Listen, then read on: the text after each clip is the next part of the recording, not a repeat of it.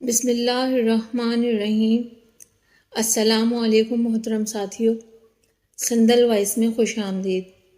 آج ہم حضرت غوث اعظم شیخ عبد القادر جیلانی رحمۃ اللہ علیہ کا تعارف اور مختصر حالات زندگی بیان کریں گے۔ ویڈیو کو آخر تک ضرور دیکھیے گا۔ اللہ تعالیٰ کے نام سے شروع جو بڑا مہربان اور انتہائی رحم والا ہے، اور حضرت محمد مصطفیٰ صلی اللہ علیہ وسلم کی ذات بابرکات پر بے شمار درود و سلام۔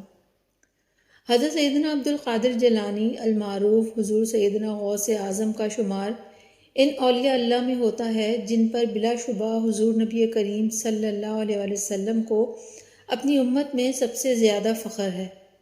حضور سیدنا غوث اعظم نجیب الطرفین سید ہیں، اور آپ کا سلسلہ نسب والد بزرگوار کی طرف سے حضرت سیدنا امام حسن اور والدہ کی طرف سے حضرت سیدنا امام حسین رضی اللہ تعالیٰ سے جا ملتا ہے۔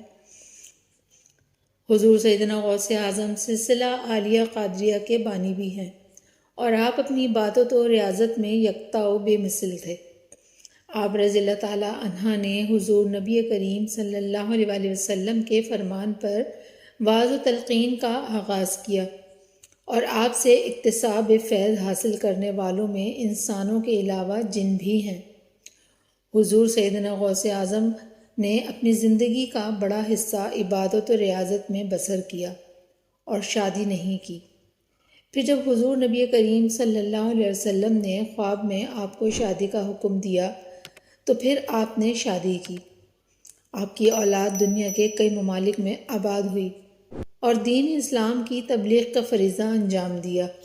حضرت سیدنا غوث اعظم کو یہ شرف بھی حاصل ہے کہ آپ پیران پیر ہیں، اور آپ کا فرمان ہے کہ تمام اولیاء اللہ کی گردنوں پر میرا قدم ہے۔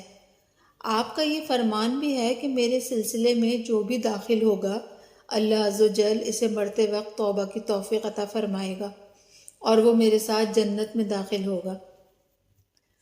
امام شریعت و طریقت، غوث الوری، غوث الثقلین، غوث العالمین، امام الاولیاء، محی الدین، حضور سیدنا غوث اعظم کا اسم مبارک عبد القادر ہے، اور آپ کے والد بزرگوار کا اسم مبارک سید ابو صالح موسیٰ جنگی دوست ہے۔ آپ رحمۃ اللہ کی والدہ ماجدہ کا اسم مبارک سیدہ ام الخیر ام الجبار ہے۔ آپ حسنی حسینی سید ہیں۔ حضور سیدنا غوث اعظم عربی کا خاندان اولیاء اللہ کا خاندان ہے۔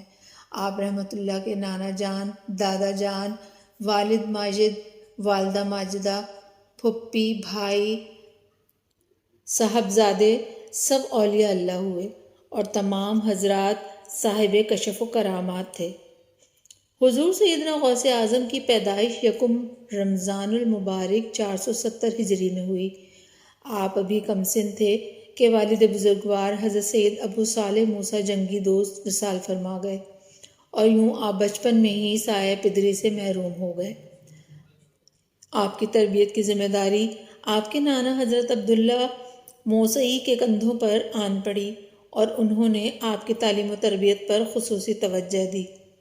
حضور سیدنا غوث اعظم رحمۃ اللہ علیہ کے فرزند حضرت سید عبدالرزاق رحمۃ اللہ علیہ کا بیان ہے کہ والد بزرگوار کو بچپن سے ہی کھیل کود سے نفرت تھی، اور اگر کبھی کھیل کود کا ارادہ کرتے تو ندا آتی کہ ہم نے تجھے کھیل کود کے لیے پیدا نہیں کیا، اور یوں آپ گھبرا کر کھیل کود سے دور ہو جاتے تھے۔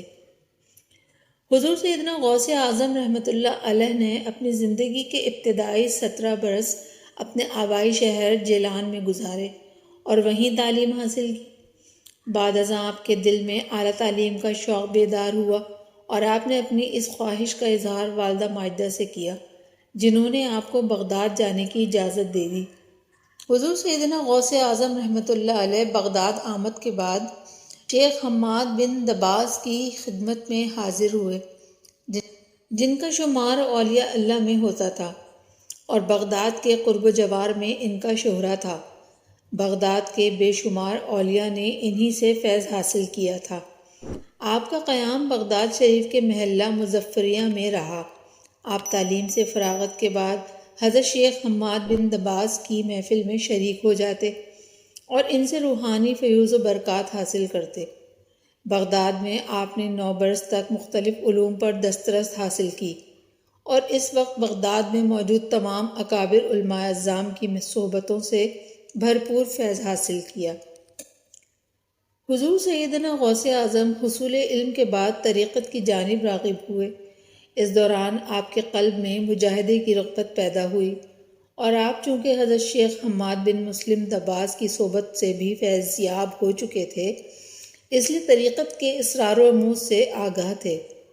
آپ روشن ضمیر اور اہل نظر تھے۔ آپ نے قرب ربانی کو پانے کے لیے خود کو مجاہدات کی بھٹی میں جلانا شروع کیا، کیونکہ راہ طریقت کا یہ پہلا اور ضروری قانون ہے۔ آپ رحمۃ اللہ علیہ اپنے مجاہدات کے متعلق بیان کرتے ہوئے فرماتے ہیں کہ یہ اگر پہاڑوں پر نازل ہوتے تو وہ بھی پھٹ جاتے۔ آپ نے بغداد شہر کو چھوڑ کر جنگلوں اور ویرانوں میں رہنا شروع کر دیا۔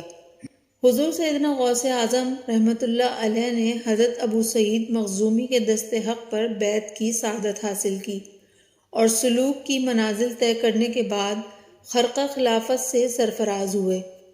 آپ نے بغداد میں ایک مدرسے کی بنیاد رکھی اور اس مدرسے میں آپ بطور مبلغ، مفتی، معلم اور روحانی پیشوا کے فرائض انجام دیتے تھے۔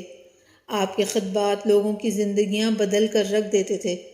آپ کے دور میں تمام علماء و فقہ آپ کی عظمت اور علم کے قائل ہو چکے تھے اور دور دراز کے علاقوں سے لوگ کثیر تعداد میں آپ کی خدمت میں فتویٰ کے لیے حاضر ہوتے تھے۔ آپ لوگوں کے پیچیدہ سے پیچیدہ مسائل کا فوری شرعی حل انہیں بتا دیا کرتے تھے۔ حضور سیدنا غوث اعظم رحمۃ اللہ علیہ کی ازواج مطہرات کی تعداد 4 ہے۔